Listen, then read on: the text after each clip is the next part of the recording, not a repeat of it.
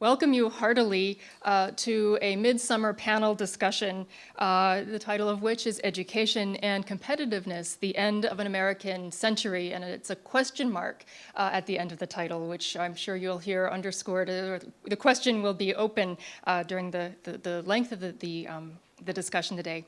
I would like first to introduce Dean Gilles Bousquet, Dean of the Division of International Studies and Vice Provost for Globalization.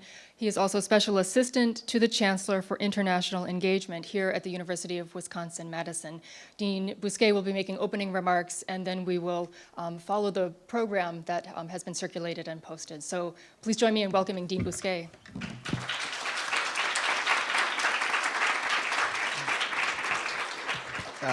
Thank you very much, and welcome to all of you. This is indeed a very nice summer afternoon, and so we hope to provide also some intellectual nourishment for you. As Amy said, we really wanted to take advantage of a number of visitors here on this campus to open up a conversations on what we've been observing around the world, and namely that as we travel in various parts of the world and talk with experts there, we've really seen sort of a dichotomy. On the one hand, government and institution in other countries, in Asia, in the Middle East, in Europe, focusing a lot of attention and investing significant resources into building up their educational and research capacity. They aspire clearly to create world-class universities modeled after the top universities in the United States. In the United States, meanwhile, these top institutions are struggling to maintain their footing against a wave of defunding for higher education at the federal, at the state level, and in other ways. But we want to go beyond these observations and foster a public and informed dialogue on those kinds of trends here and around the world and their implications, sometimes implications that are hard to understand on the long term. As part of this debate, let's keep in mind, though, President Obama's 2009 goal setting that state by 2020, America will once again have the highest proportion of college graduates in the world. In higher education circles, certainly, there is active discussion on the topic. In a recent article for the American Council on Education, Brian Cook and Terry Hartle wrote, I quote, "Increasing the educational attainment of young Americans is more than a necessity. In a shrinking, globalizing, and ever more competitive world, it is an economic imperative," end of quote. As places that attract great people and bright ideas, as incubators of talent and engines of discoveries, universities have a critical role to play, today more than ever, in tackling this imperative. And this economic imperative is global in scope. Success means more than increasing the number of degrees universities confer. It means preparing more graduates who can live, work, and lead in a world that is increasingly complex, multi-centered, multicultural, and multilingual. As one of the nation's most internationalized universities, the University of Wisconsin-Madison has a unique role to play in this. UW-Madison enjoys a wide range of relationships with alumni, government, nonprofit, and institutions around the world. Our distinguished panelists come from different parts of the world and bring significant policy experience to this discussion. And I want to really thank them for both being here and for taking time to share their views with us. As we travel around the world, we're really blessed to have alumni in positions like yours and being our contacts and being also people who can testify to us, knowing UW-Madison, what the global trends means.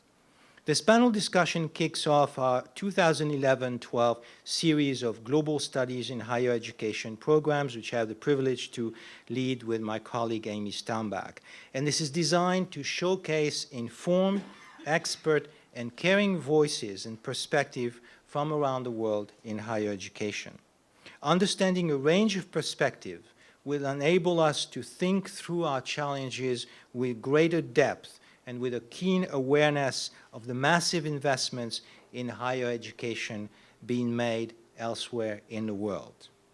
So I want to thank each of our distinguished speakers, including my colleague and friend, Julie Underwood from the School of Education, and thank her for hosting her. This is always a wonderful place to be, Julie. I want to acknowledge our partners, so the School of Education and also the Wisconsin Alumni Association. Now, we are privileged to have David Ward join us today. In addition to being our interim chancellor, he's a distinguished scholar and a recognized expert in higher education. David served as UW-Madison chancellor from 1993 to 2000, and then as president of the American Council on Education in Washington, D.C. for 7 years. Just last month, he agreed to serve as UW-Madison's interim chancellor for the coming year. Born in Manchester, England, Chancellor Ward earned his bachelor's and master's degrees from the University of Leeds and received his doctorate from UW-Madison in 1963. His faculty, I shouldn't have said the date, David, no? His faculty career at UW-Madison spanned more than 30 years. During that time, he served as chair of the geography department, associate dean of the graduate school, vice chancellor for academic affairs, and then in 1993, chancellor. As the 11th president of ACE, he led the nation's most prominent higher education association, representing 1,800 accredited degree-granting institutions from all sectors of higher education and nearly 200 national and regional organizations. ACE, as you know, serves as the key liaison between U.S. higher education and that of many other countries. Under his direction, ACE undertook a series of high-profile public outreach campaigns, including, in 2006, Solutions for Our Future, which highlighted the societal benefits of higher education. David clearly also enjoyed an international reputation on issues of higher education, and he and I were in Paris a month ago speaking to the Association of French Universities Presidents on UW's strategy and higher educational systems around the U.S. So it's my pleasure and an honor to welcome David back and to thank him for being here and sharing his views with us.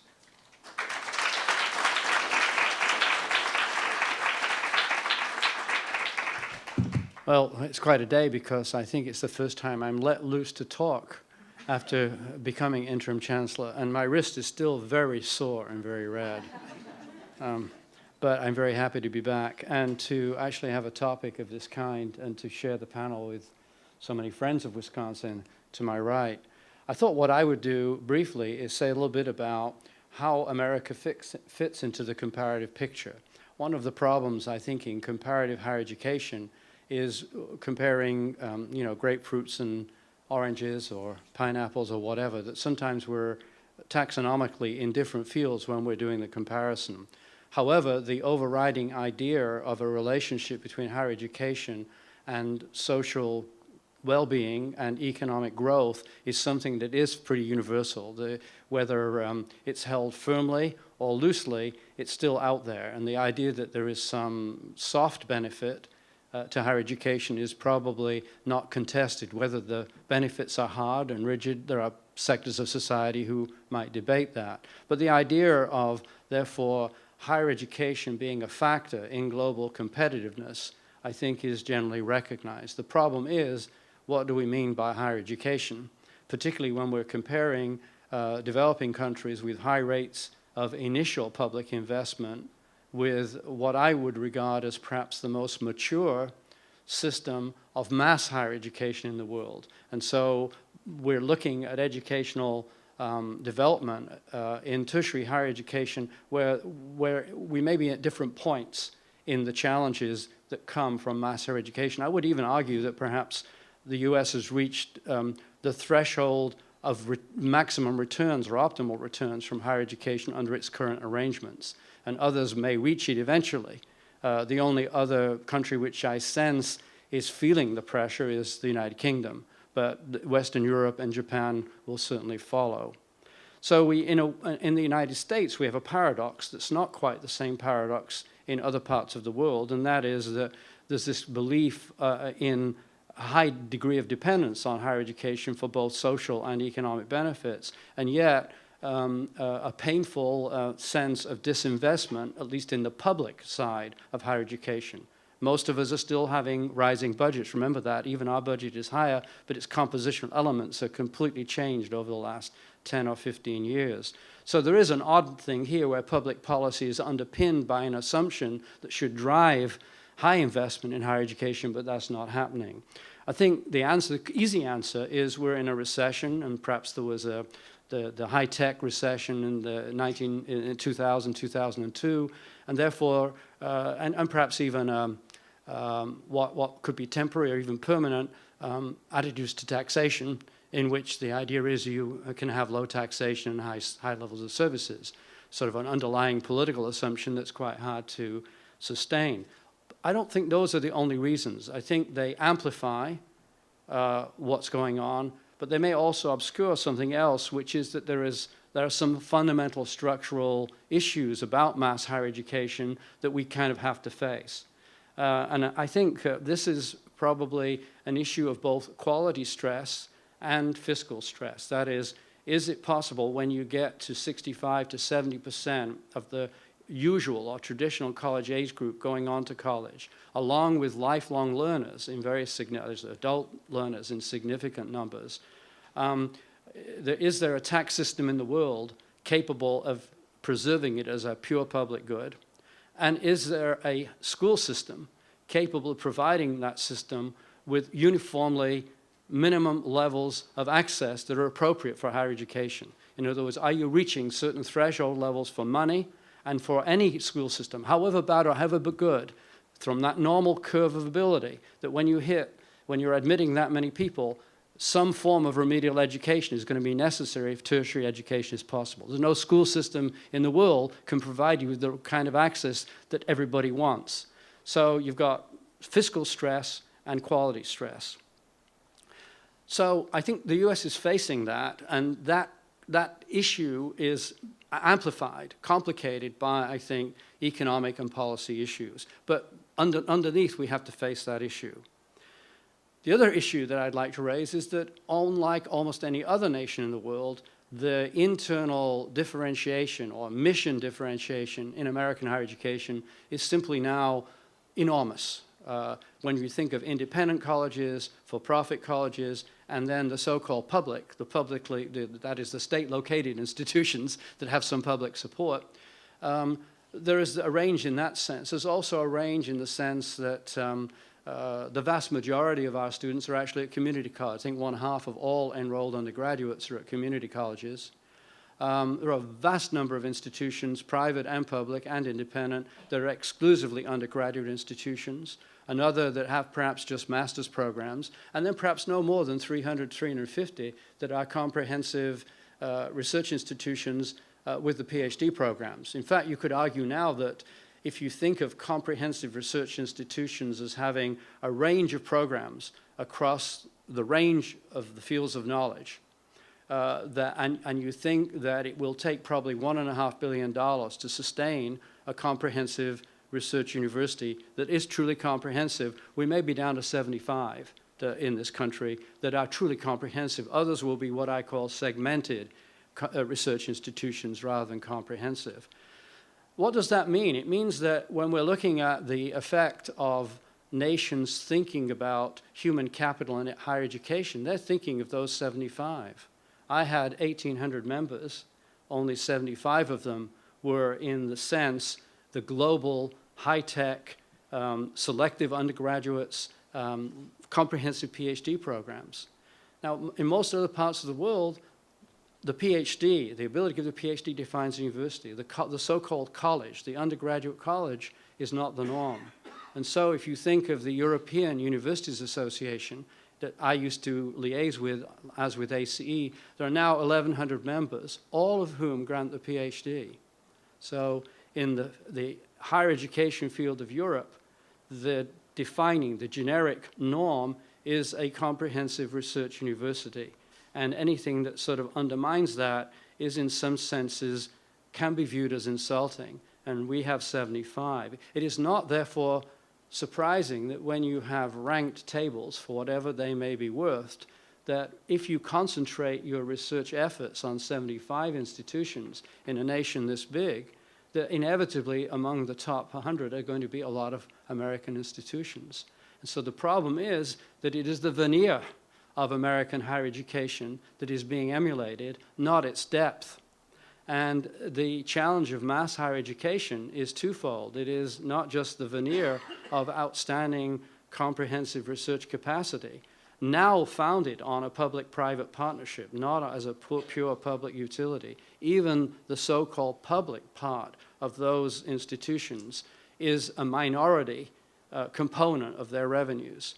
And so the public-private partnership, or in the case of the so-called private institutions, they get so much federal money, they should be called private publics. So we have public privates and private publics among those 75.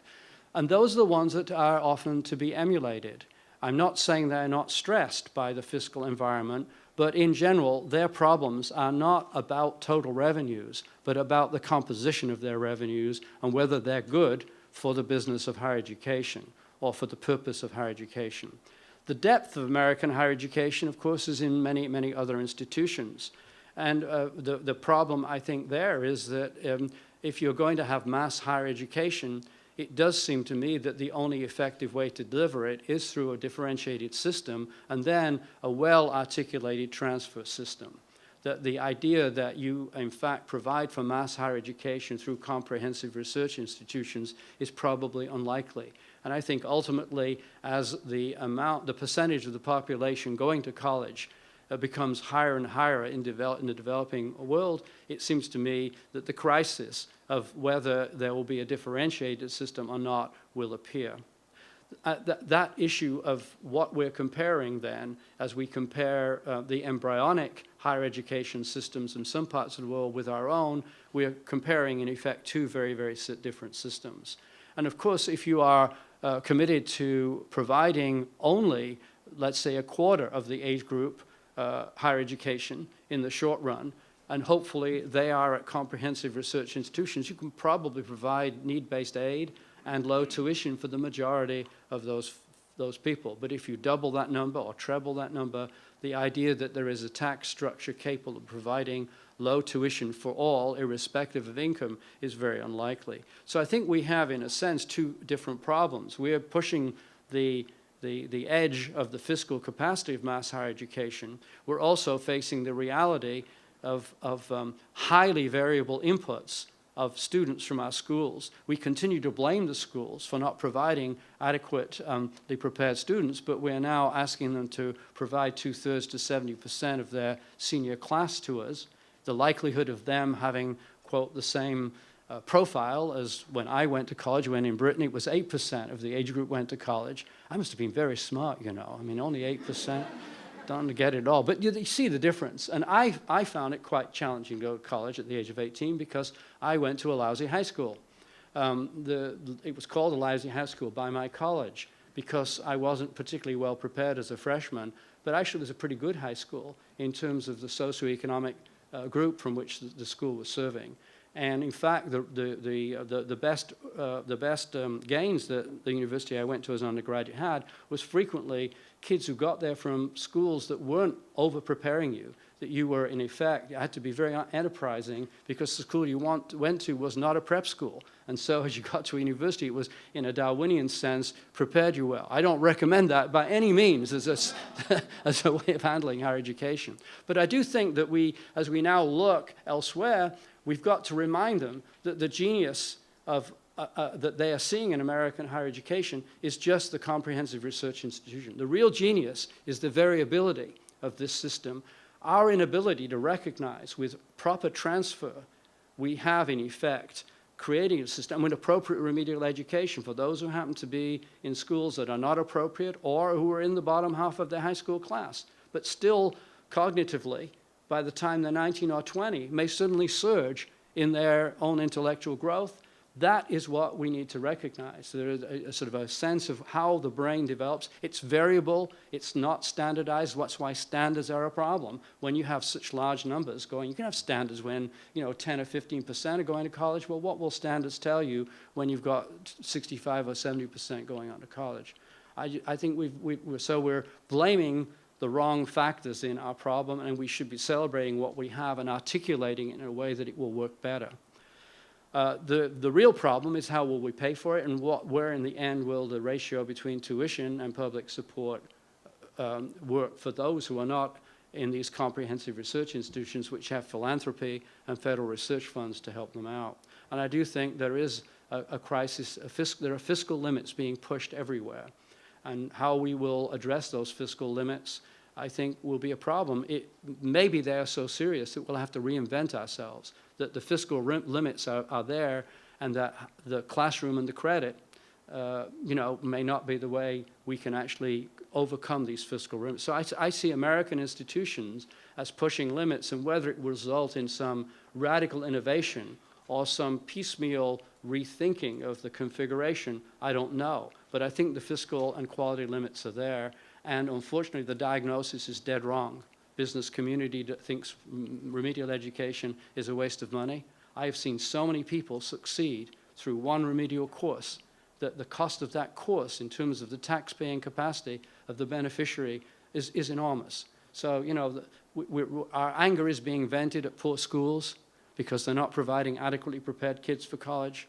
And of course, we're challenged by the idea that perhaps we're not very efficiently organized, and therefore we're being squeezed by public money. So I think American higher education is at the end of a century. It's probably the end of a half century. It's the post-World War II development. And really how we diagnose. If we diagnose it right, I think we can get some good solutions. But I don't see refreshingly insightful diagnoses. My final point would be that the international comparisons are being used to compound the false diagnosis. So the fear of God is to be placed in us because countries which are massively investing in higher education, but obviously looking at American higher education as it might have been in 1950 or 55. And as the demand for mass higher education develops, and as the need to focus research resources on a finite number of institutions begin to develop, they too will start, I think, feeling the stress of increased capacity. Whether the fiscal stress and how the fiscal stress will occur, I do not know. But clearly, it will depend a little bit on per capita income and images or views of what taxation and the public good will be.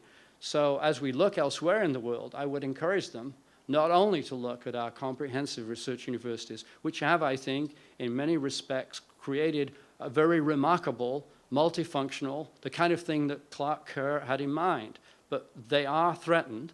They're no longer guaranteed to succeed through the next decade. They are at the limits of fiscal capacity. And of course, the rest of the system is our depth, equally important to us. Many of our grad students do not come from our own institutions. They're transfers from institutions that are exclusively undergraduate institutions. We should be in debt to all the people who teach in those institutions. And so, how will that massification, will that be handled in terms of some sort of tuition policy? It will require a social compact where individuals and the state ultimately at some point decide what are the public and private benefits and how would you allocate them. At some point we can't have random tuition going up, going down. Different institutions have radically different levels of tuition. It makes no point. There's got to be some sense in which we as a society believe there is some proportionate sense of benefit here. As we move outside of the US, I think these problems have not yet, in a sense, displayed themselves. And so I think as we try to diagnose ourselves, we might be in fear of PEDA or some of the Singapore, the great universities in Singapore. There may be some institutions which will look like Harvard, Stanford, Michigan. Never mention Wisconsin, obviously. So these models of the great, they may be like that, and these will be global institutions. They will look the same wherever they may be. But underneath is where education will be, the real battle for higher education and for human capital will be fought. It will not be just in these institutions. I'm not sure that we're necessarily going to be threatened at that level. We're going to be squeezed. But what we need to recognize is that where we are very vulnerable may be in the depth of our higher education, and that is a challenge which, in my judgment, is not yet being confronted by many others. So as we compare and as we become sort of concerned about this international comparisons, I think that we are probably going to remain very competitive in these research institutions. And what we have to try and help not only ourselves but the world figure out is how do you create a depth which is socially appropriate and has the capacity to be flexible and also deal with the differential cognitive development of individuals who are in the range of the average of that normal curve of ability and not just at the far end. I think ultimately the challenge that will be faced elsewhere in the world about emulating the great American research university is understanding that it is not funded from one source. I don't believe the nation state can create a great American research university. I think it is competitive funding of research. I think it is the voucher system that you have with the Pell Grant and need-based aid. I think it is the incredible willingness of alumni to give back what they gain from their education in terms of private giving. I don't see those three elements as big components of some of our international rivals. So as they push the envelope of the research university further up, if they don't start showing signs of those three elements, I think they too will hit a different ceiling. And so my view is it's complicated, folks, and simple international comparisons might not get us there. And above all, the diagnosis of what's wrong with American higher education is not quite right.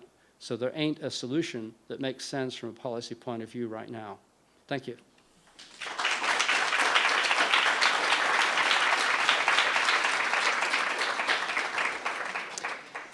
Thank you very much, David. This is in some ways a beginning of a roadmap for the kind of conversations we want to have and the complex diagnostic that we need to have on these issues. It's my pleasure now to turn the floor to my colleague and friend Amy Stambach from the School of Education, the Department of EPS, and also Associate Dean, Division of International Studies, with whom I've had the pleasure to organize global studies in higher education, a series of dialogues on higher education from a global point of view. And Amy will moderate, introduce the speakers, and also moderate the discussion. Thank you, Amy. Thank you very much. As I introduce the first speaker, could I ask for some assistance in loading the first PowerPoint? That way we can move forward. So I'm delighted to be here. Thank you very much for your opening remarks. It certainly sets us off on a well-sounded floor. And I want to first introduce the entire panel by acknowledging that two of our four speakers are alumni of the University of Wisconsin-Madison, and we're glad to be able to partner with the Wisconsin Alumni Association. Our third panelist, whom I will introduce in turn, is in fact a student of a graduate of University of Wisconsin-Madison. So I'd like to count him as an honorary Badger. And of course, we are honored to have Dean Julie Underwood, with whom Division and School of Education are partnering on this event. And so by way of broad introduction, that will be the panel. I'd like to begin by introducing our first speaker, Dr. Abdul Wahid Khan. Dr. Khan is currently president of Talal Abu Ghazala University of Business in Bahrain. He's previously the assistant director of communication and information at UNESCO, where he worked to enhance and equalize access to quality education and scientific knowledge for the world over. Prior to joining UNESCO, Dr. Khan served as the vice chancellor of Indira Gandhi National Open University. And with over 3.4 million students, and I want to just underscore that it is million students, right? We've already started off the conversation with a diversity of higher education institutions, and clearly this is a kind of institution that makes absolute comparisons impossible, and indeed all the more interesting to talk about. With over 3.4 million students, Indira Gandhi National Open University is one of the largest universities in the world, providing open access to quality education. education. I would like to introduce Dr. Khan in the context of the work he has done on India's 5-year policy. The title of his talk, Education and Competitiveness, specifically India's 5-year higher education investment plan, will lead us into an imperfect comparison, but one that gives us some perspective from the US to India for which to think about the next century going forward. Please join me in welcoming Dr. Khan.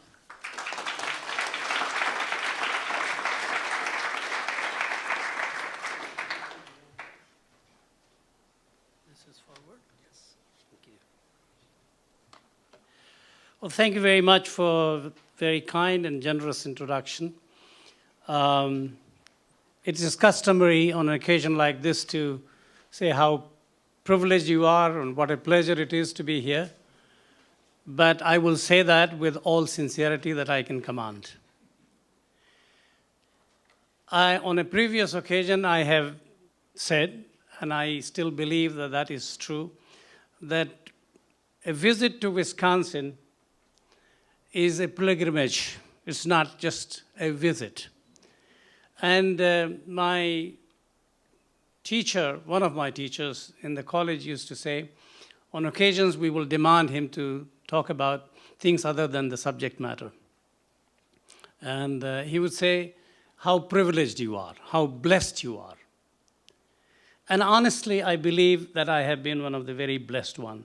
And among my blessings, on top of the list would be the privilege of attending University of Wisconsin. Absolutely no doubt about that. So with that, let me, in the introductory remarks, it was mentioned that I will concentrate my presentation on my role currently as a member of what is called a subcommittee of the India's 5-year higher education plan. So let me first put this in the proper context. We all know that the societies are going through transformation, and as we speak, the societies live in different societies, in the sense agrarian society, industrial society. Now they're making a transition to knowledge societies. And more the discussion and the comparison and the worry or et cetera, is in relation to the emerging knowledge societies. Because when we moved from the agricultural society to industrial society, it is the steam engine, it's the lever, it's the machines that multiplied the muscle power. Now that we are making a transition from the industrial society to knowledge societies, it is largely the multiplier effect of information and communication technologies that is bringing the multiplier effect to the activities of the brain. So that is the context. Now, this is another that is basically empowering people through access to information and knowledge. And there are essentially 4 components, but I'm sure that there is no fast rule that there have to be only 4 of these elements. Knowledge creation, we talked about the investment in R&D. Knowledge sharing, that's what higher education institutions do through education and training and lifelong learning opportunities. Knowledge preservation is something that we don't talk about a great deal, and yet the knowledge that we benefit from was not created in the last 200 years or 300 years. It is the accumulated knowledge of centuries, and that's where some of the old civilizations have made tremendous contribution, and they may be far behind today than what they were before, and maybe now trying to catch up. Then, of course, ability to knowledge, to utilize knowledge, because it's one thing to be able to create knowledge, but if that knowledge is not applied to make a difference to the either social well-being or economic development of the societies, then it is hardly of much use. Now, also there is a role of leadership. In case of India, we've been very fortunate to have had a president who was who had a research degree, PhD degree, and he was a space scientist. And when he became the president, he started talking about propelling India as a knowledge society or a knowledge. In fact, in his weak moments, he talked of India becoming a knowledge superpower. Dr. Manmohan Singh, who is one of the, he's one of the economists well known among the leaders, and he talked about he says that the 11th five-year plan, the one before the one that is being formulated today, that it is an education plan. And they talk about the 12th five-year plan, which is now being prepared, as the inclusive growth plan. And the assumption behind your word inclusive is that it is through education that you can really develop the inclusive societies. It is interesting to observe that in India and China, the word maybe in one case it's inclusive. In China, the word that is often used is harmonious development of society. Because in both societies, there is a massive concern that, yes, there is a high economic growth, but at the same time, with that high economic growth, the gap between the have and have-nots is really increasing. And that's why it is in both these countries at the policy level, whether it is in the highest policy level policymakers in China or highest policymakers in India, they're both talking about how to include more people in socioeconomic development and well-being. Now let us see India's higher education scenario. It is one of the largest, and it is one of the largest simply because it has one of the largest populations. If you have 1.2 billion people, the numbers just come.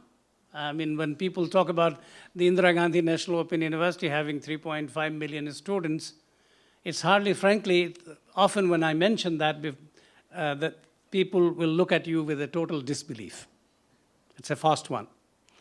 But that's a fact, because in a population of 1.2 billion people, having one university with 3,000 learning centers and some presence in 60 other countries, that you do get numbers like that. But at the moment, it is still smaller, much smaller than China, almost half of the total number of graduates in China, and still smaller than the United States, much smaller than the United States. We have,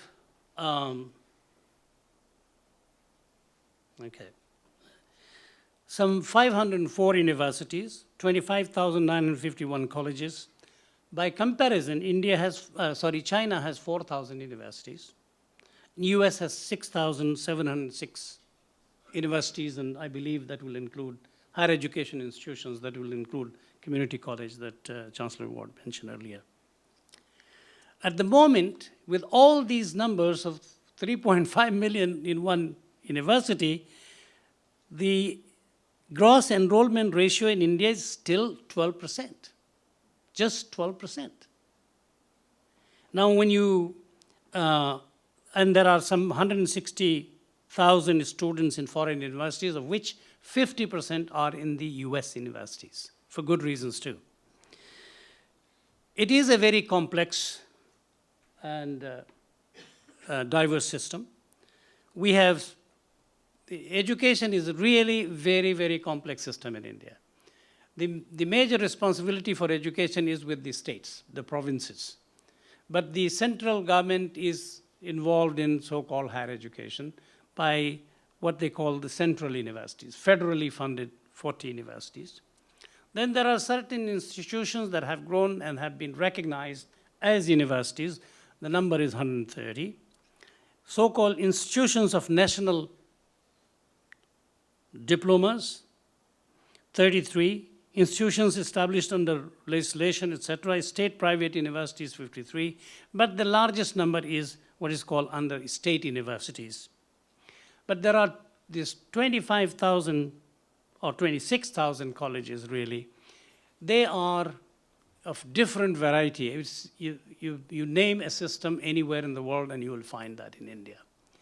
It is not only complex, it is really, in many cases, they are private institutions, but the quality is honestly very, very poor, by and large. There are some colleges that have very good quality, but by and large, the quality is extremely poor.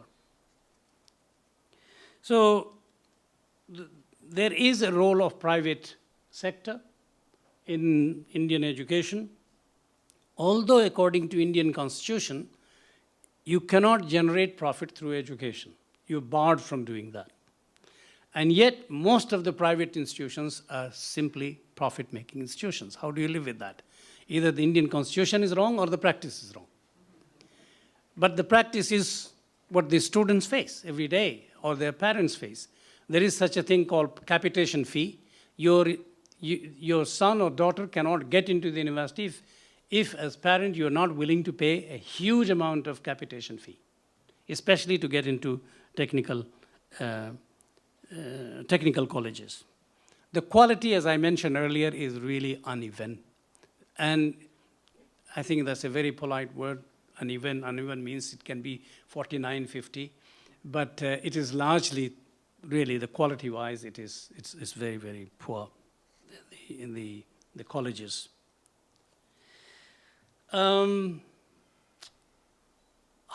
is a tremendous potential for growth. That is, the projected growth is about 12% per year over the next 10 years. So there is a massive, massive demand. As you mentioned, massification of education is there. It's knocking on the door. People are demanding with more political awareness. They demand. I mean, in Indian system, it used to be according to class. If you are such and such caste or class, you were entitled to education. Others were supposed to do other things. No longer, because politically India is a mature democracy. People are aware of the right to be educated. So that is the... Now, there is also a massive potential for foreign for-profit universities entering into Indian. So again, there will be, this kind of a bill is being discussed as we speak. And I'm sure that there will be, one day or the other, there will be enough pressure for Indian market to open for foreign universities. Now let us look at the major challenges in higher education. And I think these are not only in India, in most cases, it's a question of access. It's a question of access to quality education. It's a question of access to quality education at affordable cost. And education that is also, there is equity, whether it's a socioeconomic, gender equity, caste, class, whatever. And relevance of education, because lots of people blame the British system. You know, you can always, interesting thing is in India, we blame British for everything still. 60 years after our independence, 65 to 64. But that they used to produce only clerks. Of course, we now need technicians, engineers, medical practitioners, and so on and so forth. Anyway, so the work that I am currently doing for the Indian higher education is in the context of that ladder, that is access, quality, cost, equity, and relevance. Because it is highly conceivable that India will be able to grow at 12% per annum with the conventional system of education. That means the conventional system of face-to-face education is simply not going to meet the growing requirement of massification of education. And therefore, one has to simply think of the alternate systems of education. Not only that, with the onset of knowledge societies, you have different categories of learners. You have people demanding education when they can be there, not when you can offer education. So there has to be a business unusual approach to education. The rigidities of the conventional, traditional system of education, you come to a particular class from such and such time to such and such time and be available to be educated. I think that has to give way to more flexible, more open, the education when people want, where people want, and what it is that they want, et cetera, et cetera. Now, you can see that there are already some 15 open universities. I am supposed to wrap up. I will do so. Okay, maybe I will move. There are several attempts that have been made to explore the possibility of using information and communication technology in higher education in India. And there has been tremendous growth in open and distance learning or flexible learning or virtual education already. It now accounts for roughly 25% of the total enrollment in higher education. And that's from being somewhere around 2.8% or close to 3% some 25 years ago. In 25 years, to grow from 2.8% to now 25%, there has been, it simply explains that there is a massive unmet demand for a higher education. And there are systems that have to open the doors for people who would like to be in education but otherwise prevented from being. There was also a knowledge commission that was established, and that knowledge commission suggested 1,500 new universities in India. This is the recommendation of the Knowledge Commission, and that report was submitted in 2008. Now, there are so many other recommendations they made that the time would hardly permit. Restructure undergraduate colleges, promote enhanced quality, ensure access, and so on and so forth. The application of information and communication technology is not only for teaching and learning, for research and development, certainly, by networking, creating the infrastructure, for teaching and learning. But let me quickly, come to the last point of what I wanted to, that yes, there is a growth, there is a greater investment, there is a lot of infrastructure being created in India, et cetera, but I could have frankly saved you time by simply saying I fully agree with the Chancellor. The comparison that we're making between what is happening in China and India mainly because of the economic growth, that these countries are going to compete with the scientific human resources in the United States, and one day maybe they will supersede. I honestly, based on what I have read and what I have, my knowledge of Indian higher education system, that's still a long way off. Simply because, as you rightly said, that your system has matured. We are making wrong comparisons here. This comparison is not the right comparison. And it is also, I agree, that perhaps the diagnosis, yes, I'm sure that there is a fiscal stress, there is also physical, both in fiscal and physical access, how many brick and mortar type of institutions that you can build. If I have to say something in terms of where United States is still lacking, frankly, compared to any other country, is in opening the door for flexible, open and distance learning. This university was one of the pioneers of open and distance learning in the United States. And today, I'm sorry to say that I have been in the open and distance learning community at least for the last 25, 30 years, but Wisconsin is not seen as a leader in this area. And this is if most universities, most higher education institutions worth their salt are now becoming dual mode. That means you have to cater to different educational needs of different sets of audiences, of people who are already in workforce, people who otherwise cannot be in conventional colleges and universities and so on and so forth. So I personally do not see a major threat. And I have read a study done here in the United States that clearly says that there is still, yes, other countries may be catching up, but we are still far ahead of other countries. And I think that I am fully convinced that is indeed the case. Well, thank you very much for your patience, ladies and gentlemen.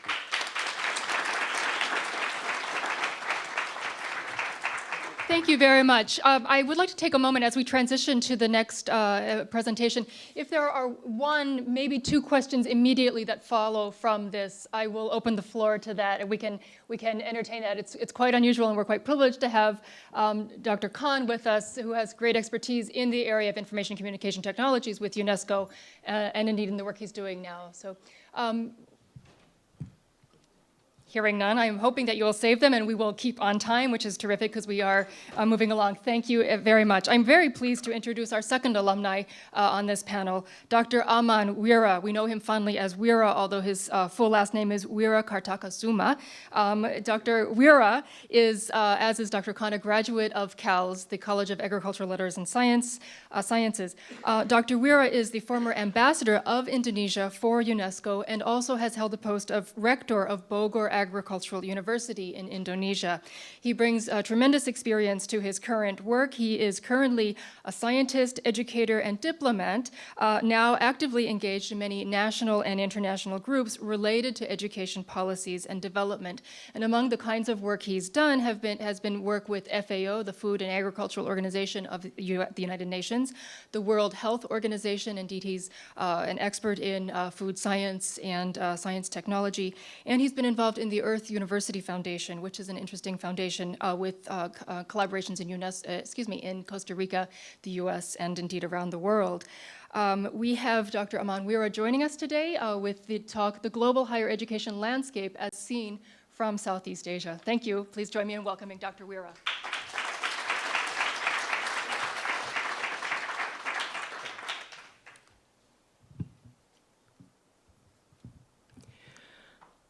Well, thank you very much for your very kind introduction. And first, I would like to thank to Dr. Buski and also Dr. Stambach for inviting me to this very important and interesting gathering in UW-Madison. It's always a great pleasure for me to be back to the campus, as Dr. Khan said, because we both in Paris for 4 years together. So we always talk about Beijing. And then today, we are meeting here with him and in front of you. And always nice also to see some old friends and colleagues and new faces in this campus. I completely agree and underline the importance summary that made by Chancellor Wards on his views on this global higher education.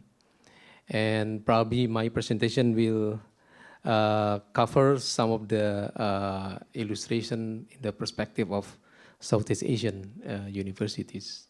But all the issues covered very well by him. Well, there are 6 elements, at least in talking about the challenges for higher education universally faced by many nations in the world. In addition to the globalization and internationalization, we also facing some crises, both in natural crisis, economic crisis, and political crisis, maybe in some countries. And we also noticed the rapid change in the labor market. So the mobility of graduate or power from one country to another country is increasing. But we need also to see the importance and more and more people required for lifelong learning and continuing education, as Dr. Khan mentioned, that how that we can provide some education for people after they finish their works. And we do also notice the use of the internet and digital technology. So these 6 elements is becoming challenges for higher education around the world. As mentioned, that probably the current measures or the tools that try to put us in a very difficult situation, even for developing countries, this world-class universities ranking system is really horrifying us. For example, if some American university field is already threatened by this ranking, But for us in the developing world, I think it's even worse because most of our universities fall into the, say, ranks 500, 600, or even 1,000. So there's a big pressure for the nation, for the university professors and administrators. And the highest in ASEAN is National University of Singapore. That's around 92 or between 90 to 100 ranks, you know. But the rest is fall underneath them. So actually, UW-Madison, I think, always fall into whether top 10 or top 20 in many different rankings, you know, institution. Well, as I also mentioned that some of the universities ranking using the research performance. So I think UW-Madison has a very strong tradition in research. And I think you have to continue this, maintaining this, you know, the advantage or the edge in conducting the excellent research universities. Because many, when I was director in Indonesia, I also trying to benchmark the activities what we are doing in the country with what the tradition in Wisconsin ideas what Chancellor Ward wrote in the book. I think it was very, very an excellent example how that we can prepare. But again, in order to reach this status, I think it's a long, long tradition, long cultural effort. It's not easy. So I don't have, you don't have to be worried that in this probably context, UW-Madison or many American universities always in the front runner. Many government now in the developing countries trying to put a lot of effort. So as probably mentioned in China, also in India, they put a lot of investment in order to catch up. But it takes a lot of time to reach the status that what you are having right now. The issues on the massification, I think, and also, well, there are a lot of discussion in the country, in many different countries, whether this is the responsibility of the state or this is the private investment in order to increase the quality of education. So there's always a strong debate on this. And I think many developed countries tried also to work together with developing countries to establish or to help, to assist, and even to establish their own universities in that area. I think this picture is also showing at the moment in my observation that like state control, mostly that's what it's been doing in China probably, a lot of top-down policy made. But in the U.S., maybe more toward the market, you know, orientation, while in some countries it's academic, you know, orientation. But some countries are in between in this triangle control system. One specific, oh, sorry, I keep on pushing this one. In my computer, I was thinking this. Okay, so. All right, so this is the one that I just mentioned. And when we compare between the OECD countries and developing countries, I think definitely the uniqueness in the developing countries is the uncertainty. What kind of path that we would like to go when we're making the roadmap, the planning for the futures, while for the developed countries, you are more established, so you know exactly what you want and try to fill in the demand for the labor force.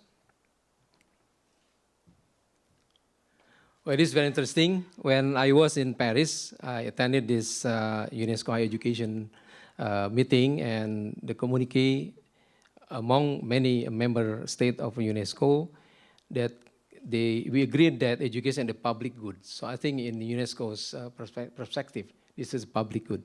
So it means there will be a social responsibility for teaching, research, and self-study community. And again, the access, quality, and all the programs related to globalization and internationalization was addressed. Now, talking about ASEAN countries, we are now having members 10 countries. Hopefully, early this year, Timor-Leste is applying for the member, so it will be 11. And it consists of 600 million people, about 10% of the world population. And we feel that higher education is a catalyst and a product of change for each nation. And worth to mention that in Southeast Asian countries, we believe that we are rich in natural resources, but also in cultural diversity. So this is one of very important capital for human development.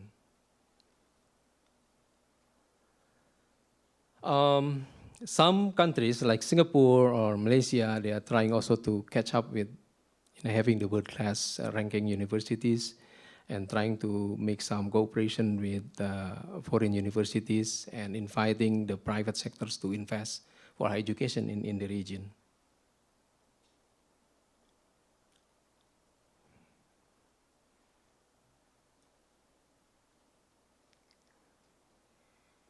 Another issues now in the area in ASEAN, I think how that we can keep up with the internationalization program for higher education through academic mobility, research collaboration, and regional initiative. I think public and private funding is becoming a very strong debate among the countries, among the nation, and they are also trying to see if there is possibility of foreign investor to come to invest in higher education. So this is the data that I tried to collect, just only 2 countries, Singapore and Malaysia. And it turned out that in Singapore, I think many US universities established either the school or the college or build the partnership with the local universities. But in Malaysia, I think England is the largest, has the largest interest in Malaysia. But Chancellor Ward that mentioned about UW-Madison, not in this area. There is one in Malaysia. There is one program reported that UW-Madison also have the partnership with Malaysian in Malaysia. So the type of establishment is established foreign universities or established schools or cooperation via course offering and other type of partnership. The other issues that we are facing in ASEAN is the quality assurance. I think this is very important because in UNESCO, we had the convention for the Asia-Pacific region that we recognize the diploma and degrees in the region. And it turned out that by signing this convention, we have to also establish what we call it the quality assurance system. First, we have to establish what we call it the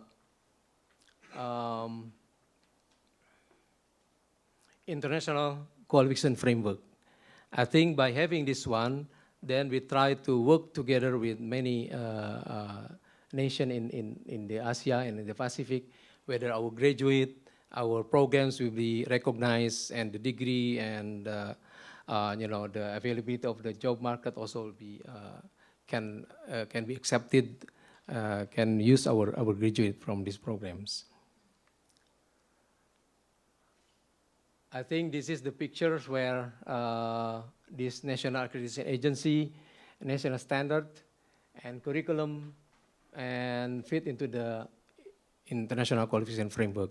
As Chancellor Ward mentioned that, I think now it's a big business for establishing the accreditation institution. So many US accreditation system also invited and give the services to many universities in ASEAN. I think with that, I would like to finish my presentation, and thank you very much.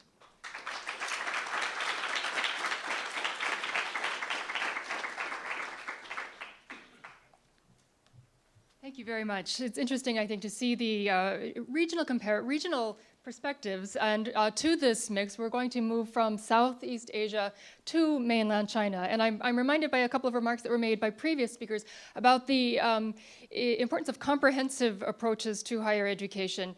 Our next guest is Dean Xu, Xiaozhou Xu from Zhejiang University. And before I actually introduce his biography, I'd like to mention that we had the privilege and honor to visit one of the schools in the Madison area this morning, where we saw an example, in a sense, of what Chancellor Ward mentioned of a kind of summer remedial program, if you will, but a program that was serving a diverse community from around the region, not only from Madison schools, and a rather affordable approach to this kind of education. So these are students who are seeking in the secondary school public system to improve and work toward higher education opportunities. And it was quite gratifying, I believe, for both of us, if I can speak for both Dean Xu and myself this morning, to see that and to have the opportunity. I mentioned this in the context of the next speaker's work. He is Dean of the School of Education at Zhejiang University.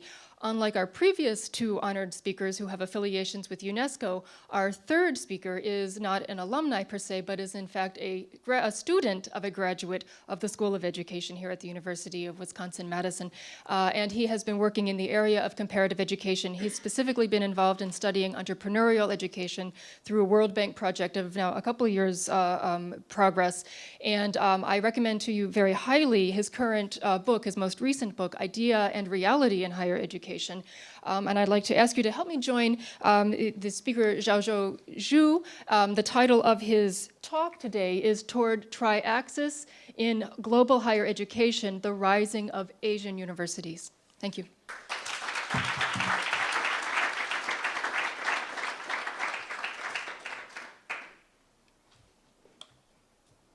Dear Chancellor, dear colleagues, ladies and gentlemen, good afternoon. First of all, I would like to express my thanks to the organizers. Thank you very much to invite me, to give me the opportunity to give a presentation here. I'm very happy to be here. This is my second time to visit Madison. And also, I would like to thank you for giving me such a difficult task. Talk about, one century in 15 minutes. Okay, let me move the topic. So I was shocked, by your topic. The end of an American century. Because, it's a serious and interesting topic. And also, 2 years ago, after I visited Madison, and I also visited IU, Indiana University, and I discussed with the friends in IU. I just, told them, why not three books. The first book is Glorious History of American Education. The second book is Challenges to Today's American Education. The third one is What's Wrong? American Education. So this is by chance. This is by chance. But I think it's a very, very interesting topic for us to consider. Firstly, who is the champion of the century, of the millennium? It means whose age? So, I review the history, and I find maybe sometimes some country maybe play an important role in the past centuries. Maybe. Yeah. This is Ming Dynasty. 16th century. Sometimes we call it Great China Empire. And then United Kingdom in 17th century, after the Industrial Revolution, played a very important role to promote the civilization of the world. And France, all of us you can remember the Solar Revolution, France Revolution. and Germany. And, the past century, the United States of America. So, the new century comes. Who will be the champion? You, American, conceding about it.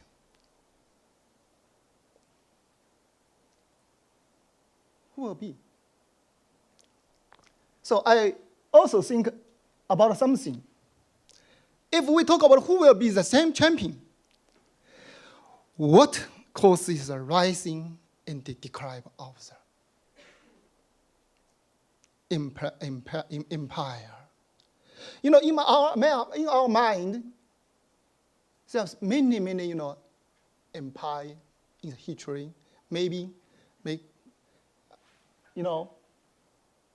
Roman history. In Roman history, we call it Roman Empire, British Empire, Chinese Empire, so many empires. I like visit, sometimes visit church, visit, ruins, heretic sites. It makes me think about many things. When I visit Rome, every time I will visit the ruin of the Roman Empire and discuss history. Why? Roma time gone. So some people told me Roma was not built in one day. And also I add one sentence, was not corresponded in one day. Why? So please take 5 seconds to think about it. 1, 2, 3, 4, 5. Why? In my mind, I think it for many years. So many reasons. But I would like to conclude in 3 letters. It means I-U-I. What caused the rising of an empire? I means idea. Ideal. You need ideal. A nation needs ideal. The second U means union or unite. Second I means implementation. I mean, put something in action. So I think these facts are very, very important. I was shocked when I, visited the United States some years ago. Visited Iceland. I cannot remember the name of Iceland, but there's a museum. They told me the history of American. Why we come here? For liberty. We come here for liberty. We fight for liberty. This is time for you. Give your life for liberty. So I think it's a very good idea. So for this idea, we united together. And we bring something into actions. If we lose all of them, or if we not stand as a first place of them, maybe we will lose the century. So this is my point. So the second one, I would to move to the Asia universities. This topic is about education and competition. So for Asian universities, in the past 10 years, there's 90 years left. What about the 10 years in this new century? I would like to say something about the achievements and some challenges for Asian university. And also, is it possible to be a triangle? So please, tell me if I spend more time than 15 minutes, because this, is a very difficult thing for me to discuss.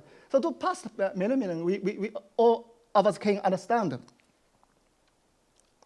many things, for high education area, European and American, do many things. As a leading law in the past century. for next millennium, what will be? So there will be some issues for us to consider. If for Asian universities, our two colleagues discuss about the Asian countries, including some India or China also. So many problems for us to discuss. Here, I would like to talk about 3 things. In 10 years, 3 achievements. Yes, the first one is some important journal. Science, Nature. The second is SSCI and HCI, and the second paper, journal is SCI. Why? Because in my mind, of course, I have my reasons because it's more compatible, and also it's something, not everything. Sometimes important things. So you can find if in science and nature you can find in last past 10 years, for example, we can find some something. Sorry, I cannot use different. From in science from this point, this number to this number. To double. If for Asian universities, this is science, and you can find the proportion of publication in 9 Asian countries in nature and science. It's increasing. And also, if we take example for SCI and HCI, you can find some development in Asian countries. We can find from 8% in 2001 and to 60% in past 10 years. And also in HCI, you can find 5 times in past 10 years. So this is yes. Also, for SCI, we can find something you can find very big development in Asian universities. For example, if we take university, in Asia, we can find some development. China is about 30%, and this is Japan. Okay, this is some data for papers and data for papers. Yes, so you can find some in this journal you can find some development in Asian countries. So this is an achievement.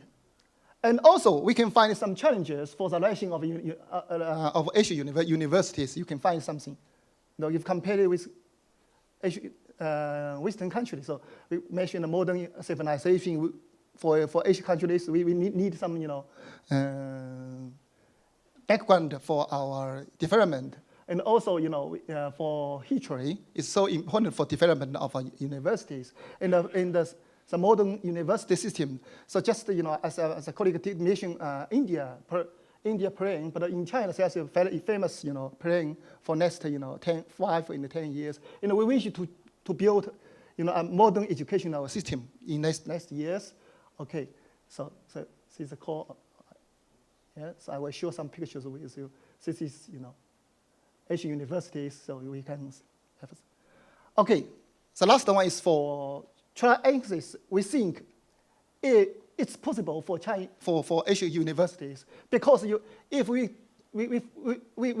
make an analysis for some history, we can find some development from World Center for Universities, and this is so I try to make support for the development for the third axis. So in 30 or till middle century, this century, Asian countries will be the third axis in higher education. So this is my some support about it. So some is presumption about it. In China, you can find something, yes. In some lessons for the development, and it also includes education, including science, technology, and some background. So I around the middle of the city, so world higher education will be present. Actually, I think this phenomenon, and this changer, and yes, the figures of the tri-axis. So my idea is mutual development, through competition and collaboration. We will face up a new century, working together. Thank you.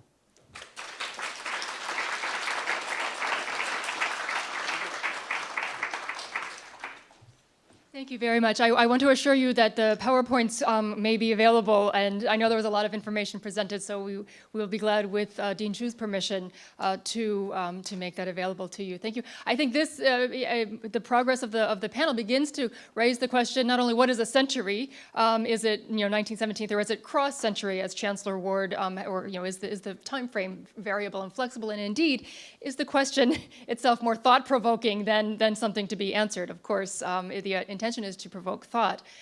What this our previous speaker, and as we move into the last speaker, begin to suggest, of course, is the question, is there sort of an international, or if you will, global partnership, and what role do higher education institutions play in developing collaborative, cross-national, international, global communities where we both work from particular histories and contexts, and yet certainly as alumni networks attest, not only our own, but others, there are indeed global, collaborative, intellectual, scholarly research, scientific-oriented communities that transcend and cross-cut the boundaries of the research that we do. And that's one of the, of course, important issues to address through higher education.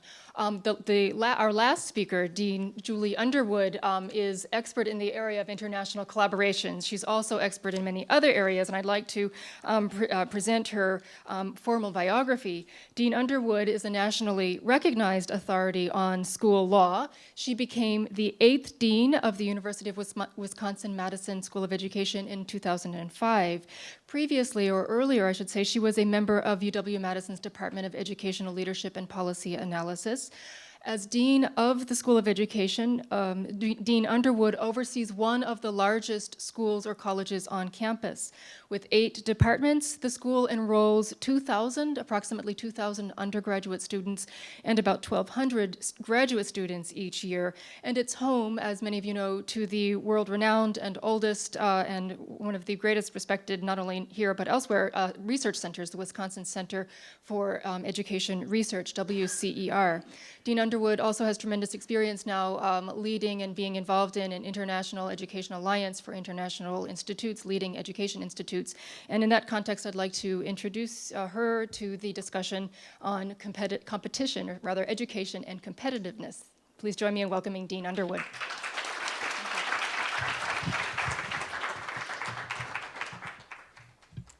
Thank you, Amy.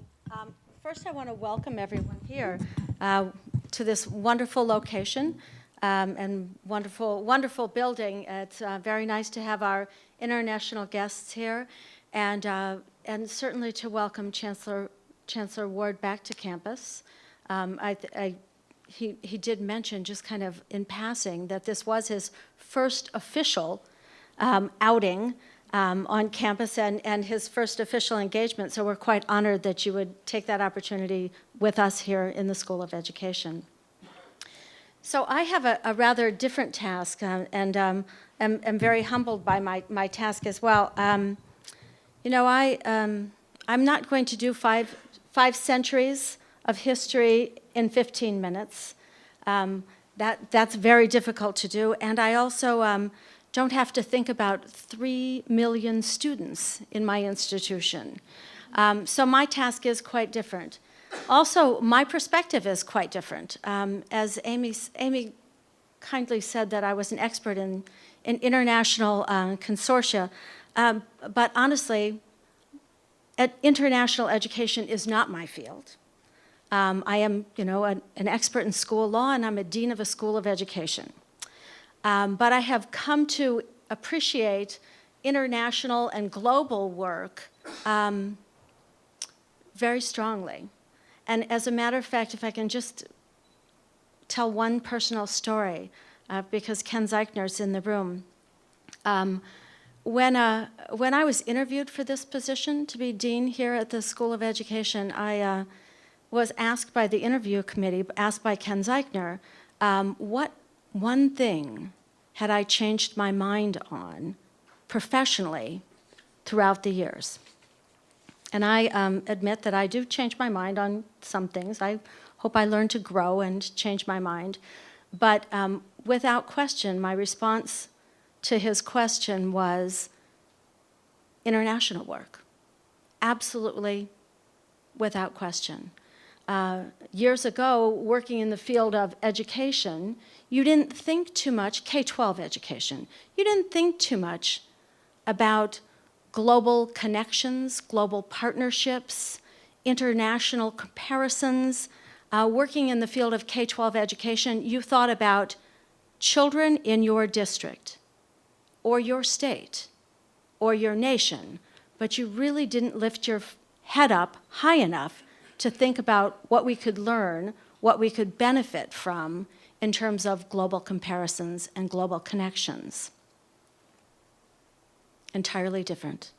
The world is entirely different. And in any field, I think we all look to global connections, global comparisons, and global work, but particularly in the area of education these days. So I come to this work with the zeal of a convert. Not naturally my work, not originally my work, but I certainly appreciate its importance and have really tried very hard within the School of Education to embed our global perspectives and to improve those opportunities for our students, our faculty, and our staff. So another piece is quite different, and that is I'm thinking about this in a micro context, in a school context, not thinking about it in terms of international comparison, competition, but thinking more about it from our perspective, what we do, what we have done in the past, and want to give you kind of my thoughts on where we have been and how we've made progress in terms of global work within the School of Education. And I would posit that I think that this work has developed similarly in other places, on our campus, on other American campuses around the United States. So I'm gonna go back and forth here. So I would say that first off, in the School of Education and many other American schools American schools around the country, particularly schools of education, our first kind of foray into international and global work is really having students come to us. And that's pretty typical of the American century, an American kind of culture of thinking about everyone coming to us and it being the American century. Of course, people would come and enroll and do it in that way. And then, of course, we have the next kind of connection, I think that we've seen, and what we've seen in the School of Education is really opening opportunities for our students to study abroad. Even though I said that this was not my own work, when I was an undergraduate student, I did my study abroad work. I did my term at Oxford. Never thought it, I mean, of course you'd do that. But those are very clear personal opportunities, one-on-one, and it's very American to think either people come here to learn from us or we send people out individually to learn in various places all across the United States. And I will say, I'm not trying to denigrate the study abroad work. We do it very well here in the University of Wisconsin. The number of students that we send abroad or either in semester kind of long experiences or in shorter term experiences is really quite astounding, and we're very proud of it. Not that I would, that's not a bad thing. It's a very good thing, but it is not enough. And it's kind of the very first step, the stair step as you think about this. It's important for students to gain global perspectives, and it's important particularly for our undergraduate students, the majority of whom are from the state of Wisconsin and may not have had opportunities to travel and live in diverse kind of settings before. It's important for us to push them out into the world so that they can have these kind of experiences, because that's what the world is going to be like for them. That's what's going to happen in that next century, is we will have global perspectives and global experiences, and we need to provide that to them. So I would argue that our next step then, after that, is really more from a faculty perspective. Much more of faculty perspective, and that's a kind of a project-based collaboratives, project-based networking, one-on-one still, individual faculty members, or projects such as Wisconsin Center for Educational Research, or our projects within the Center for Education and Work, where we work with faculty, one or two faculty in another institution. And lots of times, great things happen. We find a mutuality of interest. We develop our thinking. We bring those concepts back to our programs and our students.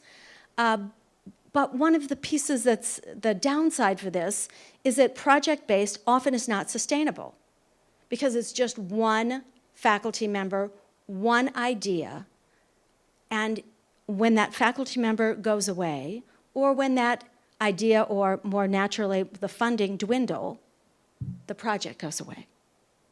So it's a great thing for a next step, but it still is individual-based kind of pieces, just the next step. And we certainly have lots of those opportunities, and we've actually, in the School of Education, done them very well. Taking a look at just some of the projects and events that we have in our global group over the last couple of years, you can see the number that we have there. But in my mind, it's the next step. So then after that, as we make progress in this, I would argue that our next piece are really our global partnerships, where we as an institution try to develop a connection to another institution to provide an opportunity to our students and to our staff, to our community, that continues. Find a mutuality of interest that will be sustainable. And actually, that's something that Gilles Bousquet and Amy have been wonderful in trying to help us develop those relationships. Again, because these are relationships that are often based on individuals, it takes time, takes an incredible amount of time, and sometimes it's based on individual interests and a development of relationships. That may take time. And as you know, in this world, in this day and age, time and resources, we often don't have too much. And so it's very hard work, very dedicated work to build these kind of partnerships and relationships that will sustain between two organizations to provide opportunities for our students and for our faculty. But they're incredibly important. Now, the other piece, another type of relationship that I will credit Gilles Bousquet in developing are really much more organizationally based relationships. And the example would be the World University Network. And we have been at the University of Wisconsin, have been active in the World University Network. And the incredible power of this is that you have networked, you have leveraged entire universities together. And it doesn't matter if one faculty member leaves or not, because you have connected institutions. And that's an incredibly powerful kind of thing. So as you think about what's the next century, I would argue that the next century is really where we actually have collaborative relationships with, not just with one-on-one individuals, but as we've built them with institutions, because those are so much more sustainable and so much more powerful to be able to actually provide opportunities to create new ideas and share them across the world. Incredibly powerful concept. Now I'll give you another variation of this institutional connection, and here's a problem that we've had within the School of Education with an organization like the World University Network, and that is, it's not discipline-based. And so the members in the World University Network have a natural affiliation with one another as an institution, but not necessarily within a discipline. The members in the World University Network really aren't the School of Education peers and connectors. And so, as Amy had mentioned, we have the development of a new alliance.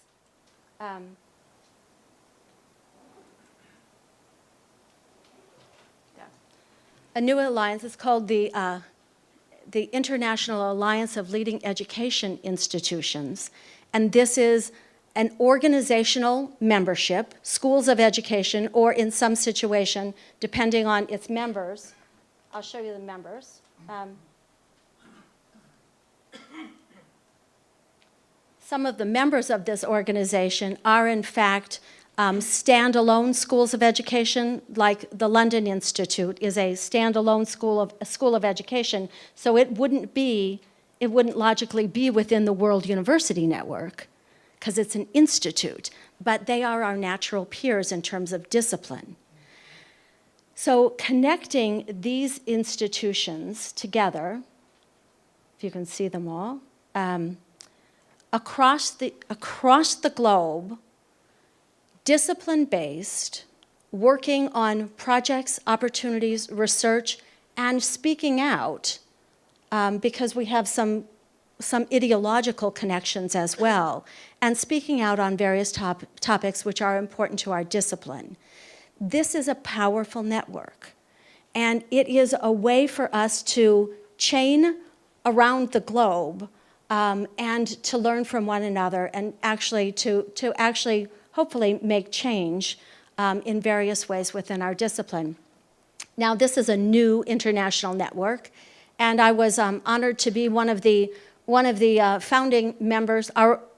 Our university, our School of Education, is one of the founding members of this international network, and we're building very slowly, adding countries as we move along to actually make sure that we have a strong, sustainable connection before we move to the next step.